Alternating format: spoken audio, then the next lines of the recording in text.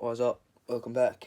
Today we're going to be talking about something a little bit different. So far, I've discussed different topics, themes, all that kind of stuff, just to draw in an audience, I guess. But today, I'm going to do something different. I'm going to talk about me for change, because I'm going to talk about my experiences with mental health and what mental health means to me now.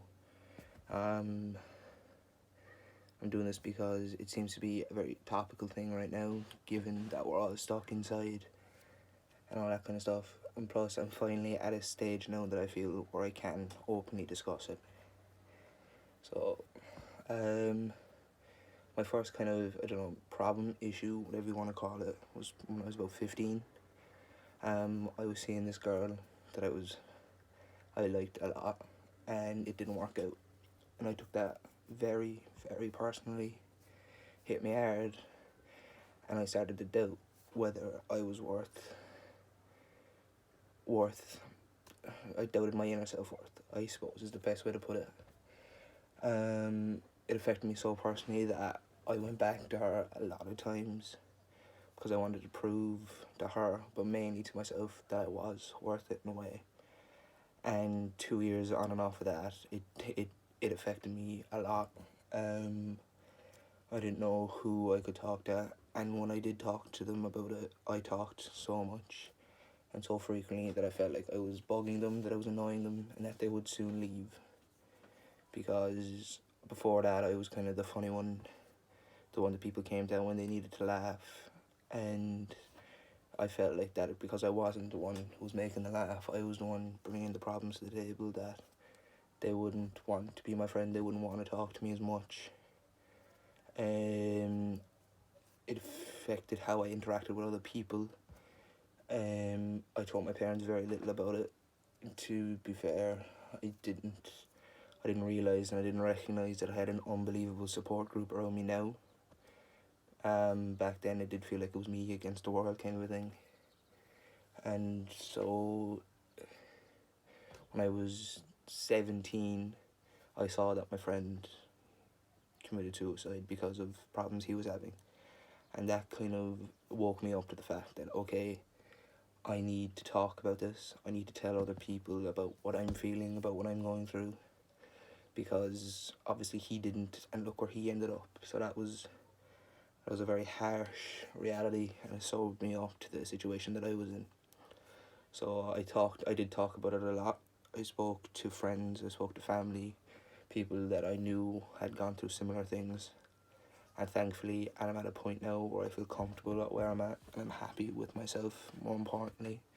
I feel confident enough to be able to do these kind of videos. But at the same time, I understand that there's other people out there who aren't as fortunate as I am, who are still going through major issues. And I know it's touche to be like, oh, just talk to someone. I understand how difficult it is to just be able to sit down and tell someone how you're feeling, especially with men, because obviously with women, I don't have similar experiences to ye. But for men, it does still feel like very much taboo in this day and age, despite all the awareness that's been shone upon it, all the charities, all the hotlines. It still seems to be a pride thing with men a lot of the time. That's what it was for me anyway, when I first started feeling the way I felt.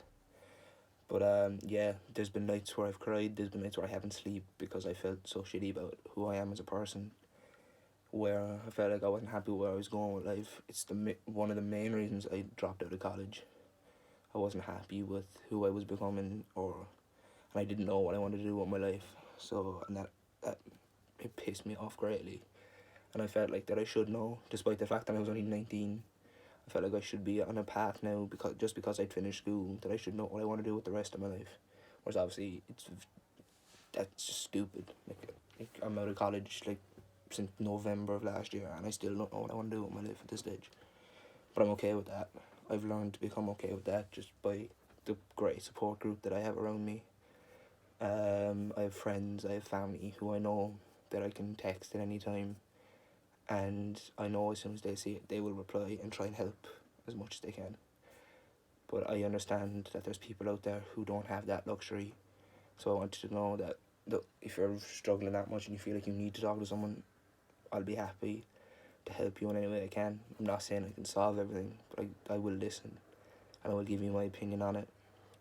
And hopefully from people seeing this video, they will see that it is a bit more okay to do it, because I did it. If I can do it, anyone can do it. So I hope you enjoyed listening. I hope that if you are going through similar things, you talk to someone, you pick up the phone, sit down, have a chat, whether it be with a family member or a friend, just a neighbour, anyone you trust. And I know that it feels like you're alone right now, but I promise you there are people out there who care about you and who want you to do the best that you can do. So thank you for listening. We'll see you later.